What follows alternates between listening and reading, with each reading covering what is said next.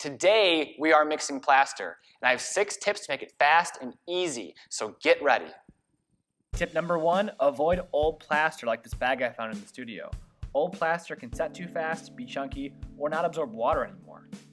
This bag is only a few months old, and I keep it bagged up to lock out moisture. I carefully scoop and sift the plaster through my fingers into the 5-gallon bucket. Tip number 2, use cold, clean water. Anything warm or dirty messes with the reaction of the plaster. Tip number 3, the island method. You'll notice I'm not measuring the plaster. I filled the bucket a quarter of the way with water, and then I sift in plaster until a small island forms like that. Depending on how much water you have, you might see an island pretty soon, but the island should stick around for 30 seconds like this one here. This took about 20 handfuls. After this is finished, let it sit for a little bit until it all absorbs into the water. Next, we slake off that top layer of water by slowly and carefully pouring it into a different bucket. It's okay if you pour out a little plaster. Now I have this wicked awesome drill and attachment, but you could use a spatula or your hand for this step to mix up the plaster. Make sure you get down to the bottom, but be careful not to whip more air bubbles into your plaster batch. Tip number 4, coat your hands with petroleum jelly for the next step. Makes it way easier to wash off plaster later. Use your hand to reach to the bottom and kind of scoop up any air bubbles that are on the bottom of the bucket. Tip number 5, a little isopropyl alcohol in a spray bottle will remove all of the bubbles on the top layer of plaster. Pretty cool, huh? Repeat the process once or twice to your desired effect, trying to remove as many air bubbles as you can. Now the mold I'm using tends to stick, and so I'm going to line it with a plastic bag. Also, it's good to have a couple extra containers around for when you have extra plaster. Now carefully pour the plaster into your mold. After that's finished, you can use your hand to tap the side of the bin to level it out.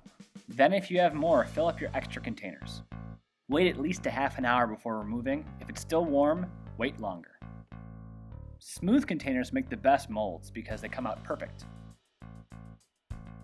I love this mold because of the bottom ridges. It keeps it elevated for fast drying, making it great for reclaim. It's also a great example for the next step. Tip number 6, clean up your plaster. Messy plaster and molds get messy, but clean ones stay clean. Using a large trimming tool, I even out all the edges and break off any corners that are sharp. Here I have some pouring circles. For this, a metal scraper is the perfect tool to even out and level off your plaster. This is much easier to do within the first 24 hours while the plaster is still a little soft. Stage 1 of plaster cleanup complete. Check out the difference. Follow this up with a wet abrasive sponge. And be sure to rinse, fold, or flip this sponge. Otherwise, you will be doing this for a very long time. You can press a little harder for the stubborn spots. It's not perfect, but it's much better. And for me, this is just for drying out clay, so it's good enough. Now I dry my plaster in this vented hood, but a wire rack or shelving would work just as well. And that's how you prepare plaster. Now we use plaster for a few reasons in the ceramic world: to dry clay out, to keep it soft, or to make stamps and molds. Now if you found this useful, consider subscribing or connect with me in the comments section below. I'm Jim, and whenever possible, be sure to make, do, and learn.